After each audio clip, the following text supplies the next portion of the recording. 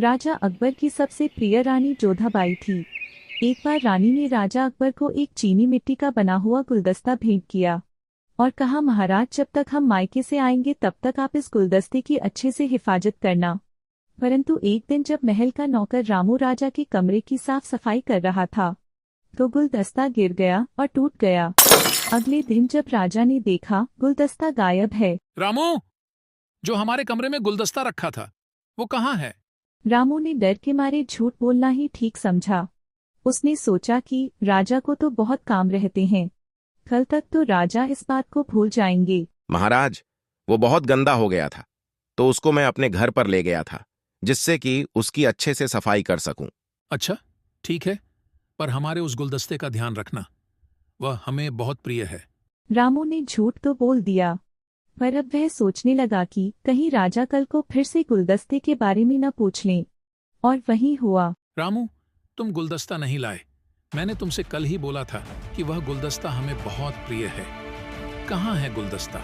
आज फिर से राजा के पूछने के कारण रामू डर जाता है और सब सच बता देता है। महाराज, वह गुलदस्ता तो मुझसे टूट गया था। मैंने तो कल आपसे झूठ बोल दिया था। मैंने सोचा था कि कल तक तो आप गुलदस्ते की बात भूल जाएंगे। तुम्हारी इतनी हिम्मत! तुम हमसे झूठ बोल रहे थे। तुम्हारे इस झूठ की सजा फांसी है। कल को तुम्हें फांसी दी जाएगी। फांसी की सजा सुनते ही रामू भागा भागा बीरबल के पास जाता है। राजा बीरबल, मुझे बचा लो। क्या हुआ? तुम इतने ज्यादा परेशान क्यों हो रहे हो? महाराज ने मुझे फांसी की सजा सुनाई है और कल को मुझे फांसी दी जाएगी। फांसी की सजा? पर तुमने ऐसा कौन सा गुनाह कर दिया जो तुम्हें इतनी बड़ी सजा दी जाएगी? मुझसे महाराज का एक गुलदस्ता टूट गया था। मैंने ये सोचकर राजा से झूठ बोल दिया था कि राजा 1-2 दिन में गुलदस्ते की बात भूल जाएंगे, तो राजा ने झूठ बोलने की वजह से मुझे फांसी की सजा सुनाई है। अच्छा, ठीक है, मैं जैसा बोल रहा हूं तुम कल को वैसा ही करना।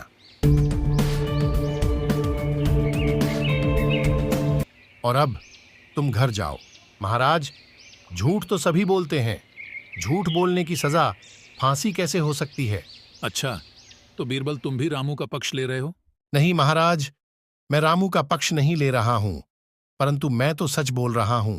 अच्छा, तो क्या जितने भी लोग दरबार में हैं सभी झूठ बोलते हैं? तो सभी दरबारी बोलते हैं, नहीं महाराज। बीरबल, तुम्हारे इस तरह झूठ का साथ देने के कारण हम तुम्हें भी फांसी की सजा दे देते। अगर तुम हमारे सबसे प्रिय मंत्री न होते तो, इसलिए हम तुम्हें राज्य से निकालते हैं और जब तक हम तुम्हें राज्य में आने की आज्ञा न दें तब तक तुम राज्य में नहीं आ सकते हो।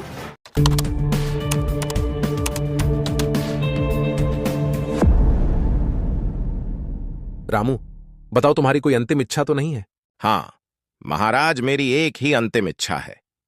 मैं मरने से पहले एक बार मंत्री बीरबल से मिलना चाहता हूँ। राजा अकबर को पता था कि बीरबल से मिलने का मतलब है कि रामू बच ही जाएगा, क्योंकि बीरबल बहुत चालाक व्यक्ति है। परंतु राज्य के नियम अनुसार मरने वाले की अंतिम इच्छा भी पूरी करने का पूरा प्रयत्न किया जाता है। तो राजा ने बीरबल को बुलवाने के लिए सैनिक को भेज दिया। महाराज को मेरा प्रणाम। महाराज, मैं तो कोई न कोई बहाना ढूंढ ही रहा था राज्य में आने का, और अपने खुद ही मुझे बुलवा लिया। आपका बहुत बहुत धन्यवाद। हाँ, तुमने रामू को जो भी सिखाया था वह वहीं सब कर रहा है, और तुम रामू को बचाने के लिए राज्य में आने का बहाना तो ढूंढते ही। नहीं महाराज, मेरे हिसाब तो रामू मरे या बचे, मुझे उससे क्या, परंतु मैं तो किसी दूसरे उद्देश्य से राज्य में आना चाहता था। अच्छा, तो वो क्या उद्देश्य है? दरअसल महाराज, जब आपने मुझे राज्य से निकाल दिया था तो मैं जंगल से गुजरते हुए दूसरे राज्य में जा रहा था, तो रास्ते में मुझे एक तपस्वी मिले और उन्होंने मुझे कुछ गेहूं के दाने दिए और कहा, ये दाने बोने से सोने के गेहूं उगेंगे, तो इससे राज्य का विकास होगा। अच्छा, तो ये तो बहुत अच्छी बात है। चलो, तो फिर राज्य की खेती की जमीन में ही ये बीज बोए जाएं। और फिर राजा, बीरबल और दरबारी खेत पर चले जाते हैं और मजदूर खेत की जुताई कर देते हैं। चलो बीरबल, अब खेत की जुताई हो चुकी है, तुम अब ये बीज बो दो। क्षमा महाराज, परंतु मैं ये बीज नहीं बो सकता हूं। ये बीज वही व्यक्ति बो सकता है जिसने अपने पूरे जीवन में कभी झूठ नहीं बोला हो। तो फिर राजा ने सभी दरबारियों की तरफ देखा, परंतु सभी ने मुंह लटका लिया। तो राजा सब समझ गए कि इन्होंने भी कभी न कभी झूठ बोला ही है। महाराज, अब आप ही ये बीज बोएं। नहीं बीरबल, हम भी ये बीज नहीं बो सकते हैं। हमने भी बचपन में पिटाई के डर से अपने माता पिता से झूठ बोला है।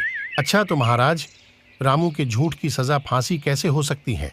हम तो तभी समझ गए थे जब रामू ने अपनी आखिरी इच्छा तुमसे मिलने की बताई थी कि तुम रामू को जरूर बचा लोगे। हम रामू को माफ करते हैं। एक बार फिर से बीरबल, तुमने हमें एक पाप करने से रोक दिया। ऐसी ही कहानियों के लिए हमारे चैनल को सब्सक्राइब करें और वीडियो को लाइक करें।